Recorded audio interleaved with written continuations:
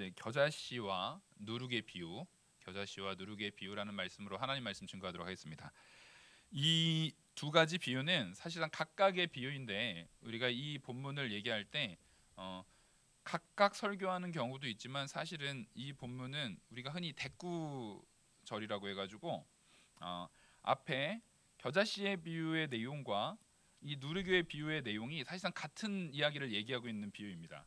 같은 내용으로서 작은 것이라 할지라도 그 안에 생명이 있을 때 그 생명이 큰 역사를 이룬다라는 같은 의미를 담고서 이야기를 전개해주고 있는 대꾸 비유인데, 실제 이 부분을 우리가 보면 하나님께서 성도들을 향해서 얼마나 뭐랄까 그 설교 가운데 특히 이 비유를 말씀하시는 가운데 성도에 대한 개개인에 대해서 얼마나 신경을 썼는지에 대한 부분을 우리가 여기서 이제 바라볼 수가 있어요. 이게 왜 그러냐면 당시에 우리가 얼핏 들을 때에 랍비가 교육을 한다. 지금 예수님은 당시에 이제 랍비입니다. 랍비. 예수님은 랍비로 인정을 받는 분이에요. 그러니까 율법 교사로서 인정을 받은. 그러니까 원래 다른 율법 교사들은 이렇게 시험을 봐가지고 통과해야 되잖아요. 사법고시처럼 그때 말씀을 드렸는데, 이제 예수님은 그런 절차 없이 말 그대로 평민 중에 나타난 정말 특이한 랍비인 거예요. 그러니까 이게 흔한 게 아니라 사람들이 누구나 다 그냥 인정해버리는 그런 랍비로서 예수님이 이제 충을 받는 그 상황이거든요. 근데 랍비가 교육을 할 때 우리가 한번 머릿속에 생각을 해보십시오. 랍비가 성전에서 말씀을 선포하고 교육을 할 때 주변에 여자가 있었겠습니까? 없었겠습니까? 아이들이 있었겠습니까? 없었겠습니까? 없었어요. 있을 수 없었어요. 물론 아주 고위 관료의 부인이 마침 남편이랑 같이 있었을 경우 뭐 그런 경우를 뭐 이례적으로 제외한다고 하면 랍비가 뭔가를 가리킨다고 했을 때 그 자리에 여자와 아이들은 있을 수가 없었어요. 이게 이 시대적인 상황을 우리는 고려를 하고 봐야 됩니다. 근데 예수님께서는 특별히 이런 상황이 있죠. 아이들이 예수님 말씀을 들으려 올 때 제자들이 막 쫓아냅니다. 이게 그러니까 제자들이 못돼서가 아니라 원래 그랬던 거예요. 당시에 그는 문화적인 상황이에요. 아이들을 막 쫓아내려고 하니까 예수님께서 뭐라고 합니까? 쫓아내지 못하게 합니다. 그런 것처럼 지금 오늘 이 말씀이 겨자씨의 비유와 누룩의 비유가 사실상 같은 걸 말씀하는 겁니다. 같은 걸 말씀하고 있는 대꾸절로서 연결되는 비유인데 왜 이렇게 각각 얘기를 했을까라는 것을 이제 많은 성경 신학자들과 이 말씀에 대한 이해를 가지고 있는, 이거는 이제 유대교 전통에서도 그렇게 공통되게 해석을 하더라고요. 뭐냐면 겨자씨 비유는 밭일이잖아요. 밭일. 밭에서 이루어지는 일은, 밭일은 남성의 일입니다. 여성들이 밭일을 하지 않아요. 이 시대에서 한국의 정서를 보면 안 돼요. 한국의 정서는 조선시대 때부터 일은 다 누가 했습니까? 다 여자가 했어요. 그 양반들도, 남자들은 그 밖에서 일을 안 하고 이제 여자들이 거의 생활을 위해서 밭일도 여자들이 하고 삭바늘 일도 여자들이 하고 막 그런, 그러니까 우리 권사님들 세대들 중에 참 좋은 남편 만나셔가지고 남편들이 일을 열심히 하신 분들은 참 은혜롭고 감사한 거예요. 하나님의 은혜고 좋은 남편 만난 줄 진짜 감사해야 돼요. 근데 그 과거로 가면 갈수록 한국, 이제 말 그대로 조선시대부터 이어지는 한국의 정서는 남자들이 일을 안 했어요. 근데 이제 이 유대 사회에서는 남자들의 일과 여자들의 일이 확실히 구분됐습니다. 또 근데 이제 한국에서는 남자들의 일과 여자들의 일이 분명히 여자들의 일은 구분이 됐어요. 예, 주방에는 남자가 들어가면은 뭐 떨어진다 그러면서 안 들어가고 막 그랬던 것을 기억하실 겁니다. 여기는 기억하시는 분들이 많으실 것 같은데. 근데 그거는 구분되지만 또 돈 벌어놓은 일은 또 여자들이 했어요. 그러니까 이거는 과거의 한국적인 정서에 의해서 이걸 볼 수 없고, 또 요즘 현대적인 제 나이 또래의 정서에서도 이 부분을 조금 구분이 안 되는 게, 우리 정서에서는 제 나이 또래의 정서에서는 남자 일과 여자 일이 구분되어 있지 않아요. 당연히 같이 해야 됩니다. 요즘은 거의 다 맞벌이기도 하고, 또 집안일에 있어서 요즘에 뭐 옛날에는 뭐 설거지를 뭐 한다거나 뭐 하는 게, 제가 보니까 저희 아버지 세대부터도 하셨어요. 그런 걸. 그러니까 이게 지금은 또 이 부분을 남자일 여자일로 구분하기가 쉽지 않아요. 근데 우리가 이 본문을 볼 때 이 본문의 기록 시기는 그게 분명히 구분된 시기입니다. 그러니까 그걸 감안하고 들으셔야 돼요. 분명히 구분된 시기이기 때문에 지금 여기에서 겨자씨의 비유라고 얘기할 땐 이거는 또 앞에서 얘기했던 것처럼 씨 뿌리고 그 농사의 비유입니다. 그러니까 사실상 이 비유의 대부분은 다 누구를 향해 있냐면 남자들을 향해 있어요. 근데 예수님께서는 여기에서 여자를 향한 메시지를 주시는 게 바로 이 누룩의 비유예요. 누룩의 비유는 뭘 만드는 거예요? 지금 빵을 만드는 거예요. 주방에서 일을 하는 일입니다. 이 일에서는 이거는 정확하게 누구를 겨냥한 얘기입니까? 이 이야기를 듣고 깨닫는 사람은 남자겠어요, 여자겠어요? 여자들입니다. 지금 이거는 여성 성도들을 향해서 이야기해주는 같은 의미의 같은 내용의 이야기를 얘기해주는데 남성들이 이해하기 쉬운 겨자씨의 비유와 여성들이 이해하기 쉬운 이 누룩의 비유를 같이 얘기해 준 거예요. 그러니까 이 부분은 우리가 예수님께서 천국의 비유, 하나님의 그 참된 지혜의 말씀을 증거하실 때 언제나 그 주변 무리에는 여성들이 있었어요, 없었어요? 있었다라는 걸 우리는 성경을 통해서 많이 확인할 수 있습니다. 그러니까 이게 흔한 일이 아니에요. 이상한 일이에요. 그러니까 요즘 시대의 시각으로 보면은 오히려 여성들이 없는 게 이상하죠. 교회에는 언제나 남자가 많아요, 여자가 많아요? 항상 여자가 많아요. 그래서 저는 결혼 걱정을 잘 안 했었어요, 어렸을 때. 근데 요즘은 좀 걱정인 게 요즘에는 남자고 여자고 청년 자체가 별로 없어요. 그래서 요즘 청년들은 걱정이 많아요. 우리가 이제 부모 세대가 기도를 많이 해야 됩니다. 기도를 많이 해서 교회에 젊은 세대들이 자꾸 차고 넘쳐가지고 정말 교회 안에서 그런 모든 우리가 마음으로 걱정하고 있는 어떤 문제들도 일어나지 않도록 우리가 그 기도 많이 해야 돼요. 다시 본론으로 들어가면 지금 이 두 비유는 제가 계속 강조하지만 같은 이야기를 하고 있는 겁니다. 같은 이야기를 하고 있는 거예요. 그러면서 이제 하나씩 알아보면 먼저 겨자씨의 비유라는 것을 먼저 보겠습니다. 또 비유를 들어 이르시되 천국은 마치 사람이 자기 밭에 갖다 심은 겨자씨 한 알 같으니. 자, 결국에는 지금 계속 우리가 비유를 13장 비유를 통해서 알려고 하는 건 뭡니까? 천국이 뭐냐? 도대체 천국이 어떤 것이냐라고 말하는 겁니다. 그래서 지금 여기서 말하고 있는 겨자씨가 중요한 게 아니라 이것이 천국이라는 것을 말하려고 할 때 사용되는 일종의 비유인 거예요. 일종의 그 현상들을 천국을 설명하기 위해서 갖다 차용하는 것뿐이에요. 그래서 우리가 앞에 알곡과 가라지 비유할 때랑 그 다음에 씨 뿌리는 자에 비유할 때도 분명히 밭을 이야기하는데 씨 뿌리는 자에 비유할 때 밭의 의미하고 알곡과 가라지를 얘기할 때 밭의 의미가 달랐잖아요. 그러니까 우리가 모든 것을 다 일정하게 뭐는 뭐다 무조건 이렇게 갖다 놓으면 안 돼요. 그러니까 분명히 지금 이 비유를 통해서 가라지를 통해 이 겨자씨를 통해서도 지금 뭘 얘기하고 있는 거예요? 겨자씨가 천국은 마치 사람이 자기 밭에 심겨놓은 겨자씨 한 알 같으니. 그러니까 겨자씨 하나를 곧 뭐로 지금 대비하고 있는 거예요? 천국과 대비하고 있는 거예요. 그리고 여기 지금 누룩도 마찬가지죠. 누룩은 마치 여자가 가루 서말 속에 갖다 넣은, 지금 가루 서말도 아니고 거기에 넣은 뭐래요? 그 부풀게 한 누룩과 같으니. 천국 이꼴 뭡니까? 누룩입니다.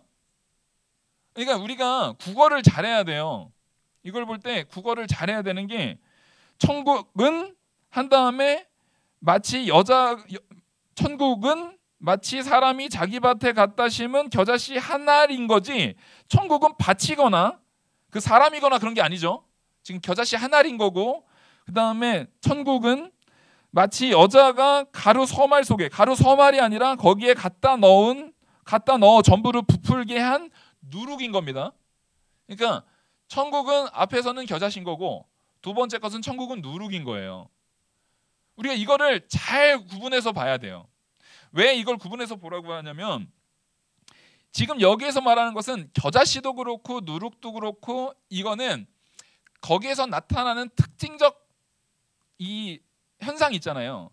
겨자씨가 나타낼 수 있는 특징적인 현상과 누룩이 나타낼 수 있는 특징적인 현상, 이 부분들이 거기에서 천국을 설명하는 방법으로 사용되고 있기 때문에 그렇습니다. 그래서 먼저 이 겨자씨에 대한 부분을 이야기를 하면, 겨자씨가 엄밀히 따지면은 나무가 아닙니다. 우리가 생각하는 이런 나무가 아니에요. 사실은 풀 종류예요. 그러니까 풀에 가까운 종류인데, 풀 중에서는 제일 나무처럼 크는 풀, 진짜 나무라고 말해도 이제 과언이 아닐 정도로 단단하고 크게 크는 풀 중에 하나입니다. 그래서 이거는 다년생 풀이에요. 그래서 보통 한 1년에서 2년 정도를 삽니다. 1년에서 2년 정도를 사는 풀이에요. 나무면은 1년에서 2년 살다 죽지 않습니다. 그래서 이거는 다년생 풀로 분류가 돼요. 사실상 그래서 그러니까 풀이면은 우리가 나무로 인식이 안 되잖아요. 근데 이게 풀이 이제 좀 크다 보니까 이게 지역마다 좀 다른 것 같아요. 유대 안에서도 보통 이 겨자씨가 주로 나는 지역이 어디냐면 갈릴리입니다. 갈릴리 그 호수 주변에, 그러니까 이게 물이 많이 있고 갈릴리 호수 주변에서 자연 발생적으로 제일 많이 자라나는 풀이에요. 근데 이거를 종종 뭐 향신료로 사용하려고 했는지 무슨 의도로 그랬는지 밭에다가 이 겨자씨를 갖다 심은 사람들이 있대요. 근데 이게 흔한 일은 아니에요. 그러니까 사람들이 이 겨자씨를 무조건 밭에다 심는 게 굉장히 흔한 일이고, 당연히 유대인들은 다 밭에다는 겨자씨를 심었다, 이거 아닙니다. 오히려 밭에다가 겨자씨를 심는 거는 되게 특이한 일이에요.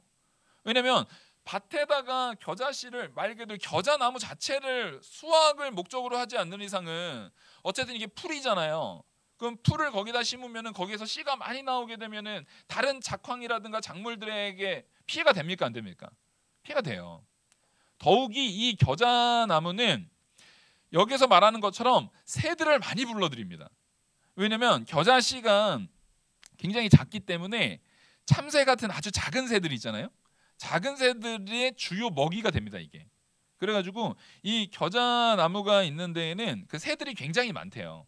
그러니까 이 비유를 딱 얘기를 했을 때 사람들이 딱 들어보고, 그렇지, 겨자씨 한 알이 굉장히 작은 걸 다 알아요. 왜냐하면 아예 이건 관용구로, 유대인들에게 관용구로서 진짜 작은 건 얘기할 때 그 겨자씨만하다 이렇게 말하는 게 그 관용구와 같은 거예요. 한국으로 따지면 뭐라고 하나요? 뭐 좁쌀만한, 그 밴댕이 소갈딱지냐, 이렇게 좁쌀만하다, 이렇게 작은 걸 표현하는 관용구들이 있잖아요. 그런 것처럼 여기에서 이 겨자씨가 꼭 그런 표현입니다. 이게 작다라는 걸 얘기하는 거예요.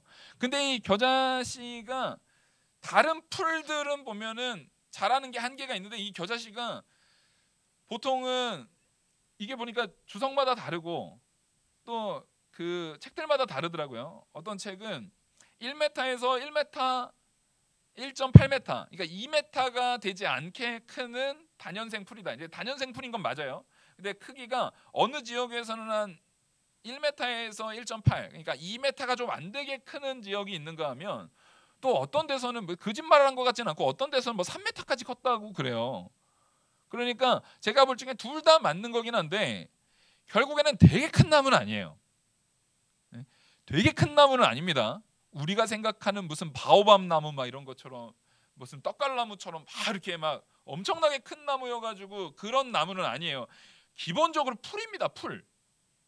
기본적으로 풀인데 워낙에 작은 씨에서 워낙에 크게 커졌다라는 의미를 우리는 두고, 거기에 새가 많이 깃드는 나무다라는 거, 새가 많이 깃드는 나무다라는 거, 그건 사실상 이 나무가 새가 깃들려면, 참새 같은 새들이 깃들려면은 이게 그래도 꽤 어느 정도 규모는 있어야 돼요. 그 우리가 우리 나라에도 보면은 그냥 이렇게 울타리처럼 사용하는데, 요즘에 그 새까만 열매들이 잔뜩 열리는 그 나무 있잖아요. 이게 가지가 작은데 한 1m, 커봐야 한 2m도 안 되게 크는데 가지들이 빽빽하게 군락으로 돼 있고, 거기에 정말 새까만 열매, 바닥에 떨어지면은 그러게 막 시꺼멓게 막 되는 그거 다 아시죠? 제가 뭔지를 모르겠어요. 그 열매 자체가 뭔지를 모르겠어가지고. 근데 그런데 보면은 그렇게 크지 않은데 가끔가다 그 옆에 지나갈 때 보면은 새벽에 아침에 이상하게 주일 그 새들이 짹짹거리는 소리는 주일 아침 햇빛 쫙 찬란하게 비칠 때가 제일 많이 들려요. 이 느낌 때문에 그런지 몰라도 그때 보면 그 속에서 막 짹짹짹짹 하는 소리가 엄청나게 나요. 그러면 생각보다 저보다 키도 작고 이렇게 많이 울창한 건 아니거든요. 이게 겉에야 이 장의자 길이 정도의 2개 정도 합쳐놓은 그 정도 크기인데 그 앞에 혹시나 해가지고 가서 딱 보면은 참새가 진짜 거의 한 수십 마리가 확 나와요. 그런 것처럼 이 겨자나무가 딱 그런 겁니다. 너무 큰 나무를 상상하시면 안 돼요. 그냥 풀이에요, 풀. 그냥 풀인데 2년 정도 살아나는, 작게는 1m에서 진짜 크게는 한 3m까지 크는 그런 풀. 작은 씨를 새들이 먹기 좋은 그 열매, 그 씨앗을 많이 품고 있는 그런 겨자씨입니다. 근데 제가 이 말씀을 왜 이렇게 자세하게 말씀드리냐면, 이거를 우리가 밭 주인이 자기 밭에다 심는다라는 것은 절대 흔한 일이 아니에요. 가끔 가다가 밭 주변의 길가에다가 이걸 심어놓는 사람들은 있을 수 있었다라고 얘기를 하더라고요. 근데 이게 여기에서 보면은 그것을 이 천국은 마치 사람이 자기 밭에다가 갖다 심은 겨자씨 한 알 같으니, 그러니까 이거는 지금 그 농부의 의도가 있어요, 없어요? 의도가 있는 거예요. 이 겨자씨를 통해서 뭔가 의도가 있는 거예요. 근데 사실상 이 겨자씨를 농부가 거기다 심는다라는 것은 이 겨자씨 안에서 나타나는 내용이 그 농부의 계획하에 있는 거예요.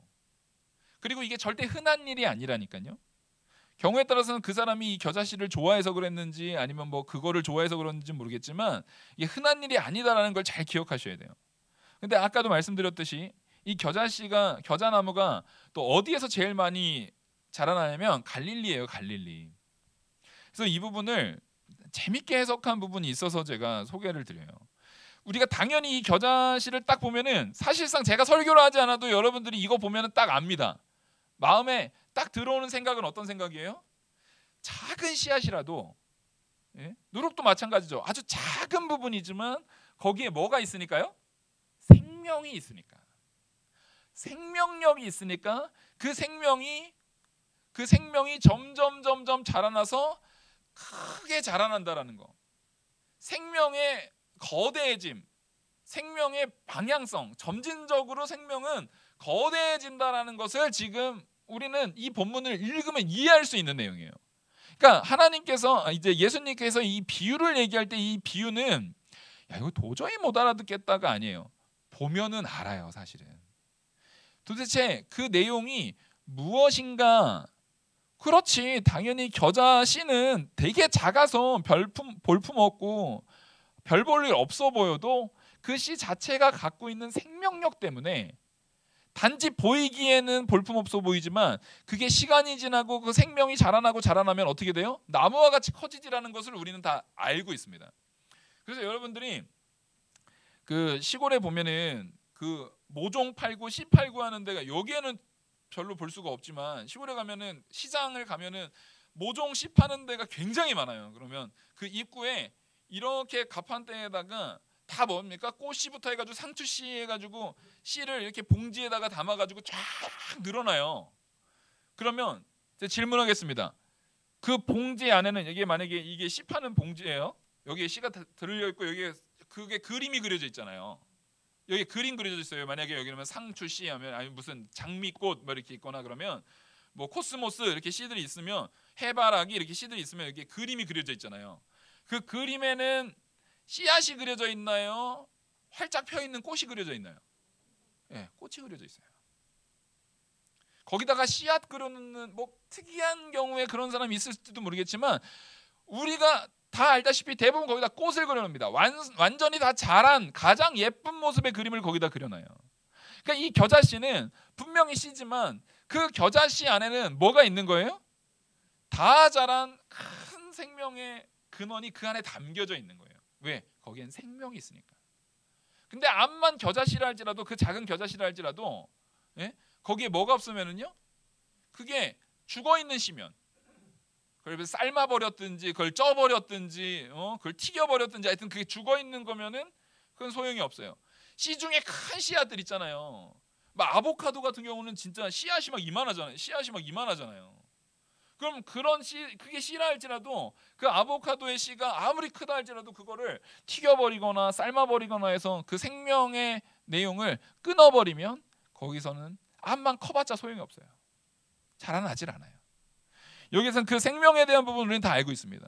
그래서 이 부분을 어떻게 바라보는 시각이 있냐면, 예수님께서 이 제자들을 부르셨잖아요. 근데 이 겨자씨 나무가 대부분 다 어디에서 자랐냐면은 갈릴리에서 제일 많이 서식합니다. 이게 갈릴리에서 제일 많이 서식을 해요. 갈릴리의 주요 특산품 중에 하나가 이제 겨자씨예요. 이제 겨자나무가 거기 그 물가 쪽에 제일 많아요. 근데 공교롭게도 이 비유를 지금 예수님께서 하시는데, 이 비유를 듣는 1차 청자, 예수님께서 이 비유를 얘기하실 때 이 비유를 가장 중요하게 전하고 있는 대상자가 누굽니까? 그 제자들이에요.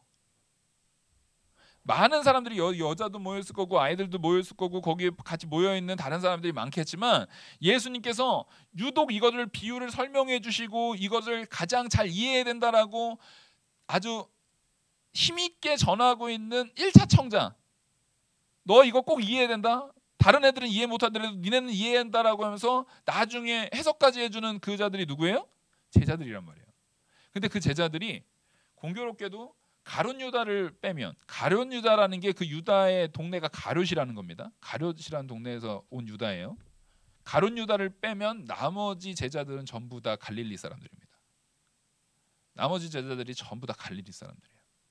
근데 그 갈릴리 사람들에게, 갈릴리 사람인 그 제자들을 예수님이 예수님의 밭에다가 심고 있는 거예요. 그 제자들 하나하나의 능력은 진짜 볼품없어요. 성경에서 계속 표현되듯이 예수님의 제자들은 다 뭐예요? 한심한 사람들이었어요. 실력 있는 자들이 아니었어요. 베드로가 설교 한번 잘했더니 제가 언제 저런 학식이 있는 사람이었냐라고 할 정도로 사람들이 다 놀래요. 근데 그들을 예수님께서 정말 그 갈릴리의 겨자씨 같은, 사실상 그냥 있는, 그게 풀이라니까요. 사람들이 굉장히 그것을 소중히 다루고 밭에다가 너무나 귀중해가지고 이거를 간절히 소중히 막 다루는 그런 풀이 아니에요. 그냥 잡초예요, 잡초. 그냥 그 갈릴리 주변에 사실상 별로 공을 안 들여도 어떻게 자라는, 그냥 공 들이지 않아도 알아서 잘 자라는 잡초 같은 거예요. 근데 그런 잡초 같은 그런 이 겨자씨에 뭐가, 이게 점점 생명력 있게 자라나니까 거기에 뭐가 깃듭니까? 새들이 깃듭니다. 이 새가 깃든다는 것은 다니엘에서 느부갓네살 왕의 꿈을 다니엘이 딱 해석할 때 그 본문과 이게 겹쳐지는 겁니다. 그것을 사실상 전제로 해서 그걸 그리고 그 이미지를 여기다가 예수님께서 투영시켜서 그려주는 거예요.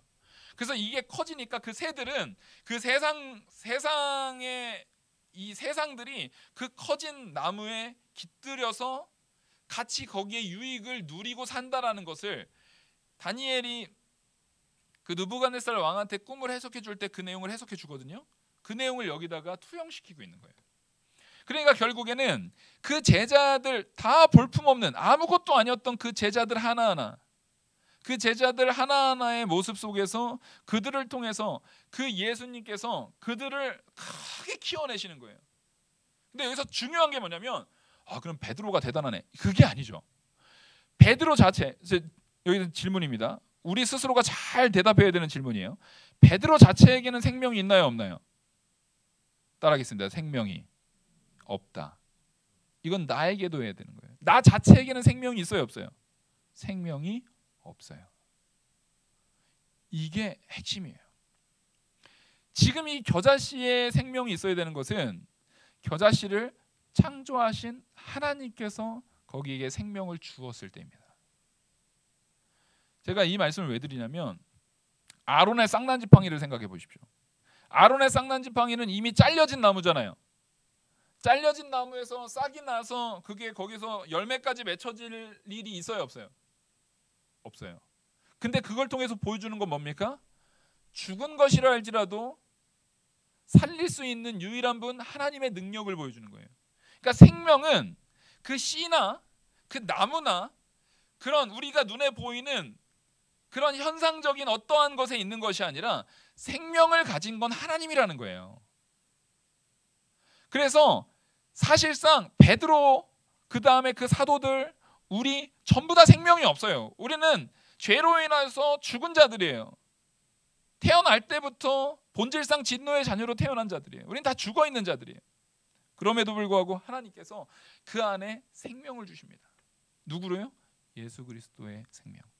우리가 예수 그리스도와 연합되었을 때 거기서 생명이 나타나는 거예요. 이 제자들이 예수 그리스도와 함께할 때 그 안에 생명이 나타나고 그것을 통해서 베드로라는 큰 겨자나무가 생기는 거예요. 사도들이라는 큰 겨자나무가 생기는 거예요. 그리고 우리 영화교회 성도님들이라는 큰 겨자나무가 생기는 거예요. 그래서 여러분들 한 명 한 명의 그 믿음, 지금 오늘 아까 장로님께서 기도하실 때도 우리의 믿음이 자라나고 자라나서 정말 모든 것을 품는 큰 믿음으로 우리가 자라났을 때에 그 안에서 이 세상 사람들이 그 안에서 유익을 품고 사는 거예요. 소돔과 고모라에 의인 10명이 있었으면 소돔과 고모라가 망하지 않았습니다. 그런 걸 기억해야 되는 거예요. 우리를 통해서 그들이 유익을 누리고 사는 거예요. 근데 그러기 위해서는 우리 안에, 성도들 안에 뭐가 있어야 합니까? 생명이 있어야 합니다. 나 겨자씨야 이렇게 말하는 게 아니라 나는 죽은 겨자씨와 같은데, 사실상 죽은 겨자 쓰면은 그건 그냥 쓰레기잖아요. 나는 아무것도 아닌데 나에게 생명을 주시는 그리스도가 있는 거예요. 그래서 예수 그리스도께서 그 갈릴리의 주변에 많이 자라나는 다년생 풀과 같은 그 겨자씨와 같은 제자들을 예수님이 자기 밭에 심어서 크게 자라나게 하는 겁니다. 그 생명 가운데 자라나게 했을 때 그들의 복음의 전도, 그 복음의 사역을 통해서 지금 전 세계가 예수 그리스도를 믿는 믿음 안에 많은 생명이 살아난 것처럼, 많은 역사가 하나님의 은혜 안에서 나타나고 일어난 것처럼, 실제 예수 그리스도를 믿는 믿음 안에서 그런 종교개혁의 역사, 예수 그리스도를 믿는 신앙의 역사 속에서 나타나서 우리가 누리는 혜택들이 많습니까? 안 많습니까? 진짜 많아요. 예를 들어서 말씀드리면 역사적으로 종교개혁에 의해서 나타났던 중요한 요소들, 지금 우리가 누리고 있는 중요한 요소들을 보면 지금 현재 우리가 누리고 있는 자유민주주의 이런 가치들 있잖아요. 이런 건 다 종교개혁의 산물이라고 많은 역사학자들이 인정을 합니다. 법철학자 옐레네크라는 법철학자도 이 우리가 누리고 있는 헌정 사상이라는 것은 뭐냐면 옛날에는 왕이 통치를 했어요. 왕이 통치를 했는데 이제는 왕도 뭐 아래 있어야 된다라는 거예요? 법 아래 있어야 된다라는 거예요. 이게 딱 뭐랑 비슷합니까? 사사기를 생각해 보십시오. 사사가 왕처럼 보여요. 그죠? 사사가 왕처럼 보이지만 그 사사도 사실상 누구의 말을 들어야 되는 거예요? 하나님의 말씀을 들어서 통치하는 거예요. 그러니까 사실상은 사사 시대는 사사가 통치하는 거예요? 하나님이 통치하는 거예요? 하나님이 통치하는 거예요. 그게 바로 신정국가입니다. 그 하나님이 바로 자연법, 하나님의 말씀으로 통치되는 시대가 사사 시대예요. 그걸 바로 하나님의 말씀, 그 율법의 말씀이라고 해서 자연법이거든요. 그 자연법이 왕 위에 있는 거, 그게 바로 헌정국가예요. 지금 대한민국 자유민주주의 국가는 반드시 헌정국가여야 합니다. 자유민주주의와 헌정국가는 반드시 같이 가는 거예요. 그래서 왕이 법 위에, 원래는 왕은 법 위에 있었잖아요. 법 위에서 왕이 무소불위의 권력을 휘두르는 게 아니라 법 아래에서 아무리 권력, 우리가 국회의원을 뽑고 대통령을 뽑고 아무리 권력자가 있어도 법 아래 있어야 되는 거예요. 법을 어기면 그 사람들도 처벌을 받아야 되는 거예요. 그러니까 이런 것들이 다 뭐의 산물입니까? 종교개혁의 산물이에요. 신앙인이 복음이 선포되면서 나타났던 내용들이에요. 그리고 아까도 말했듯이 지금 누룩의 비유는 여성을 위해서 예수님께서 말씀을 전하는 거예요. 여성에 대한 인권에 대한 부분이 기독교가 들어간 나라마다 여성 인권이 좋아집니다. 우리나라도 대표적인 나라예요. 기독교 국가일수록 여성 인권에 대한 부분의 소리가 높아져요. 이거는 굉장히 다행인 거예요. 그러니까 우리가 성도라고 한다면, 내가 최소한 성도라고 한다면 인종차별이라든가 뭐 성별에 대한 차별이라든가 이런 차별에 대한 마음을 반드시 없애야 되는 거예요. 이건 그런 마음이 내 안에 조금이라도 있다면 이게 성도로서 회개해야 될 부분인 거예요. 지금 보십시오. 기독교가 전혀 제일 힘쓰지 못하는 공간이 어디입니까? 이제 공산국가, 사회주의 국가라든가 아니면은 이슬람 국가들이에요. 근데 전 세계에서 여성 인권이 제일 비참한 공간이 어디예요? 딱 공산국가와 이슬람 국가입니다. 이슬람 국가는 아직도 여자들이 코 잘려요. 아니 축구 대회를 하는데 거기도 대표팀이 나왔는데 그 여자들은 히잡을 쓰고 축구를 하더라고요. 여자 국가대표로 보냈는데, 아니 그럴 거면 축구를 아예 하지를 말게 하든지. 얼마나 힘들겠어요 이걸 뒤집어서. 근데 하다 보면은 막 서로를 하다 보면 이게 히잡이 벗겨졌잖아요. 뉴스에 나왔어요. 아름다운 모습이라고. 아름다운 모습이라고 나온 게 뭔지 아세요? 상대편 그 축구 선수들이 그 히잡 이거를 이렇게 실동 얼굴에 화면에 비치면 안 된대요. 그러니까 그거를 불러가지고 막아준 거예요. 그때 히잡을 쓰는 거예요. 이게 아름다운 모습이 아니라 그 나라를 바꿔야죠. 진짜 아름다우려면 그 나라에 복음이 증거돼가지고 여성 인권이 이젠 정말 해방될 수 있는 모습으로 바뀌어야 되는 게 아름다운 거죠. 진짜 아름다운 게 뭔지를 모르는 거예요. 그들을 무조건 존중한다? 그거 존중 아닙니다. 여러분 정말 우리가 여전히 조선시대, 옛날 조선시대처럼 우리 여성분들이 전혀 존중받지 못하고 그때처럼 뭐 여자가 배우면 안 된다고 해서 학교도 못 보내게 하고 말 그대로 여자에 대해서 과거처럼 그렇게 되고 있을 때 다른 나라에서 저기 한국이라는 나라는 원래 그런 나라니까 그들의 문화를 존중해 줘야지, 그러면서 그들의 문화를 존중해 줘야 되니까 그 여자들은, 우리 여성분들은 여전히 그냥 그런 차별을 당하셔도 괜찮다라고 말하는 게 그게 배려예요? 그게 무슨 배려입니까 그게? 아니 그러니까 세상이 이상해지고 있어요. 배려는요, 진짜 배려라는 것은 그 사람이 당하고 있는 그 고통에 대해서 진짜 사랑으로 붙들어야 되는 거예요. 진짜 예수 그리스도의 생명의 사랑의 생명이 그 안에 있어서 이게 나타나게 되면은 그 변화는 반드시 놀라운 변화를 일으키게 돼 있습니다. 큰 변화를 일으키게 돼 있는 거예요. 그래서 그 혜택을 누구도 누려요? 믿지 않는 사람들도 누리는 거예요.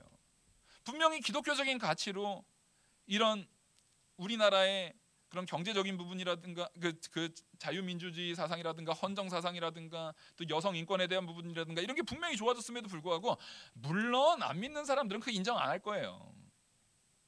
인정 안 하려고 작정하고 달려들 거예요. 그 신경 쓰지 마십시오. 그들이 인정 안 한다고 할지라도 그것을 증거하고 있는 일반 문헌들은 굉장히 많이 있습니다. 그걸 가지고 싸울 필요도 없어요. 이미 진리이고 사실인 거에 대해서 그들이 그걸 가지고 달려든다고 해도 그 싸울 필요 없어요. 하지만 뭔 알아야 돼요? 하나님께서 그거를 누구는 알고 있으래요? 우리는 알고 있으래요. 우리가 행해야 되는 일은 뭐예요? 그들을 꼴배기 싫어하면 안 돼요. 그들을 사랑하는 마음으로 마땅히 내가 땅에 심겨져서 썩어져서 큰 나무로 자라나서 그들을 품고 그들에게 유익을 끼칠 수 있는 참 성도로 자라나는 게 중요한 거예요. 그게 천국입니다. 그러니까 천국이라는 것은 바로 그 생명이 있는 거예요. 생명이 있는 씨와 같은 거예요. 그러니까 누룩도 그것과 같은 맥락으로 이 누룩에 대한 부분을 해석을 해야 됩니다. 근데 이거를 해석할 때 칼빈은 이 부분에서 조심스럽게 우리가 꼭 잘 알고 오해하지 말아야 되는 부분을 짚어주고 있어요. 뭐냐면 앞에서 그 밭을 얘기할 때 씨 뿌리는 자의 비유에서 밭을 얘기한 거랑 알곡과 가라지에서 말하는 밭의 얘기가 달랐던 것처럼 여기서 우리가 고린도전서 5장 6절을 보면은 그 누룩을 말할 때 이것이 말 그대로 그 서기관들의 누룩을 조심하라라고 예수님께서 얘기를 하거든요. 그러니까 누룩이 부정적으로 표현되는 표현들이 있어요. 근데 이걸 가지고 칼빈이 뭐라고 하냐면, 제가 이제 제 말이 아니라 칼빈의 말이기 때문에 칼빈의 그 글을 그대로 한번 좀 읽어드리겠습니다. 바울이 말한 경우처럼 누룩이란 말이 때로는 좋지 못한 의미로 쓰인 때도 있다. 그러나 여기서는 단순히 누룩의 성질이 지적되고 있을 뿐이다. 그러니까 누룩의 성질, 누룩이라는 것은 그 많은 그 밀가루 안에 조금의 누룩이 들어가도 여기에는 이게 어쨌든 효모잖아요. 생명이 있잖아요. 그 생명으로 인해서 이 모든 것이 다 부풀어 오를 수 있게 만드는 능력이 있잖아요. 그런 누룩의 성질을 얘기하는 거예요. 그 성질이 지적되고 있을 뿐이다. 나는 이런 부분을 가지고 해석해야 된다라고 지금 이제 칼빈이 이 부분을 해석할 때, 이 누룩의 비유를 해석할 때 절대 이런 오류, 이거 누룩은 나쁜 것이다라고 해석하면 안 된다라는 거예요. 왜냐하면 이 누룩 자체를 뭐하고 대비시켜 놨어요? 천국은 누룩이다라고 했단 말이에요. 천국은 누룩이다란 말이에요. 그러니까 이 천국을 설명하는데 누룩의 성질을 사용한 것뿐이에요. 그래서 여기서는 똑같이 아까 겨자씨 그 작은 생명에서 크게 나타났던 것처럼 이 누룩이라는 작은 생명이 말 그대로 여기에서 보면은 서말, 그 곱게 가른 가루 서말을 얘기합니다. 그래서 또 비유로 말씀하시되 천국은 마치 여자가 가루 서말 속에 갖다 넣어 전부 부풀게 한 누룩과 같으니, 자, 이 가루 서말이라는 게 양이 굉장히 많은 양이에요. 요즘으로 따지면은 30명이 먹을 수 있는 양이래요. 그러니까 굉장히 많은 양에 들어간 누룩은 아주 조금의 누룩이 들어갑니다. 근데 이것을 변화시키죠. 이것을 성경에서 마침 오늘 오후 예배가 미가서거든요. 미가서 오늘 오후 예배가 미가서 2장부터 우리가 볼 건데, 이 내용 방금 우리가 오늘 배워야 되는 이 누룩의 비유를 제일 잘 설명해 놓은 게 미가서 5장 2절이에요. 베들레헴 에브라야다야, 너는 유다 족속 중에 작은 자일지라도 이스라엘을 다스릴 자가 내게로 나올 것이라. 그의 근본은 상고에 영원히 있느니라. 이게 지금 예수님을 얘기하는 거거든요. 이거 오후 예배 때 제가 더 자세하게 말씀드릴 거기 때문에 지금은 간단하게 말하지만, 이게 예수님께서 베들레헴에서 태어나서 이스라엘 나라에 예수님이 태어나실 때에 아주 작은 고을, 별로 대단하지 않은 그런 곳에서 또 예수님이 사람의 몸으로 태어나시잖아요. 그것도 좋은 집안도 아니에요. 지금 그런 작은 지역에서 태어났지만 그 예수님을 통해서 뭐가 일어납니까? 유대 안에 영원한 천국의 역사, 정말 모든 사람들을 살리는 구원의 역사가 예수님을 통해서 이 작은 시작을 통해서 일어난다라는 것을 지금 보여주는 거예요. 그걸 가지고 이 누룩의 비유를 우리는 이해해야 되는 겁니다. 예수님께서 그 작은 생명의 역사를 이루었기 때문에, 그래서 사실상 앞에 가라지의 비유가 완성이 되려면, 아니 가라지의 비유가 아니죠, 겨자씨의 비유가 완성이 되려면 이 누룩의 비유에서 말하는 제가 아까 읽었던 그 미가서의 부분을 가지고 가야 돼요. 아까 그 겨자씨에 대한 비유가 얘기할 때 제가 그 베드로나 그 사도들 같은 그 갈릴리의 사람들을 자기 밭에 심었다고 했잖아요. 근데 아까 말했지만 베드로 자체가 생명이 있는 거예요? 없다니까요.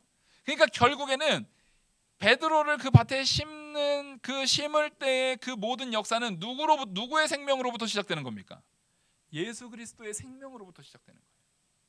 그래서 예수 그리스도가 말 그대로 우리를 위해서 이 땅에 심겨진, 하나님이신 예수님께서 이 땅에 심겨지시는 생명으로서 오신 거예요. 그래서 예수님이 이 땅에서 썩어지시는 거예요. 그 생명이 누구에게 이제 전가되고 누구에게 심겨진 겁니까? 우리에게. 예수님이 우리와 연합되심으로, 성령을 우리에게 보내주심으로 이제는 그 생명이 우리에게 나타나는 거예요. 그래서 그 생명을 통해서 우리가 점점 창성한 그 믿음 가운데, 예수 그리스도를 믿는 믿음 안에서 창성하여져서, 그것이 반드시 여러분들의 믿음 가운데 창성하여져서 누구에게까지 좋은 선한 영향력을 미쳐야 되는 거예요? 이방에게까지요. 여기서 이방이라고 말하는 것은 누굴 얘기하는 겁니까? 원수에게까지를 얘기하는 겁니다.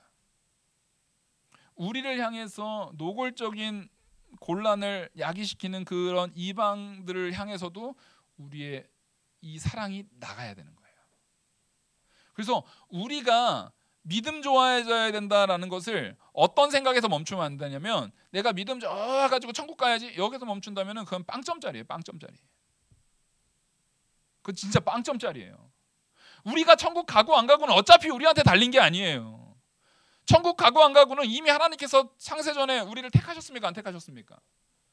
그럼 우리 아무것도 안 할 거예요? 그럼 구원파랑 뭐가 달라요? 우리는 이미 내가 천국 백성으로 택한 받은 것을 믿었으면 그에 합당한 삶으로 자라나는 모습을 보여야 되는 거예요. 내가 생명이 있는 씨인 것을 알았는데 겨자씨로 계속 남아있으면 돼요, 안 돼요? 안 돼요. 내가 썩어져야 돼요. 자라나야 돼요. 그게 1m가 됐든 1m 80이 됐든 3m가 됐든 자라나서 그 안에 정말 이 세상에게까지도 내가 성도로서 하나님의 백성 가운데 그들에게 베풀 수 있는 긍휼을, 은혜, 사랑 이런 것을 우리는 베풀어서 나만 유익할 뿐만 아니라 내가 그곳에 놓여졌을 때 내가 놓여져 있는 그 모든 세상이 유익되게 행할 의무가 우리 성도들에게 있습니다. 그게 바로 천국이에요. 그러니까 우리가 천국이라니까요. 여러분들 겨자씨입니다. 아멘. 여러분들이 이 누룩 맞아요? 왜? 우리 안에 생명 대신 예수 그리스도가 있으니까. 그러면 우리가 천국이라니까요. 그럼 제가 하나 묻겠습니다.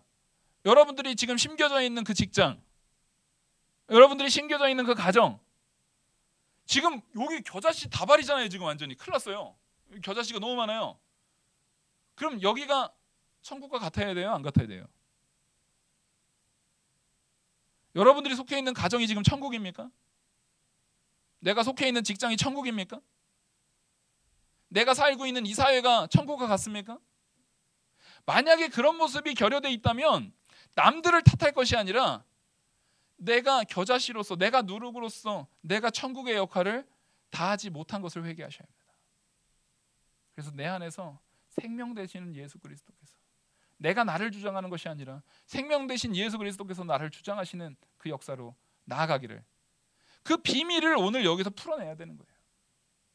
그것이 우리 안에서 비밀이 풀어져서 그 모습으로 나아가는 우리 영화교회 모든 성도님이 되기를 간절히 소망합니다. 기도하시겠습니다.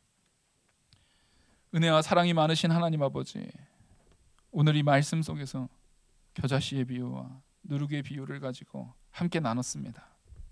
우리가 예수 그리스도의 생명으로 우리 안에 작지만, 작은 것으로 시작한 것 같지만 생명이 있어서 나중에 창대해지는 놀라운 은혜가 있는 줄 믿습니다. 그리고 그에 합당한 모습으로 내가 성도된 삶을 살아내야 되는 줄 믿습니다.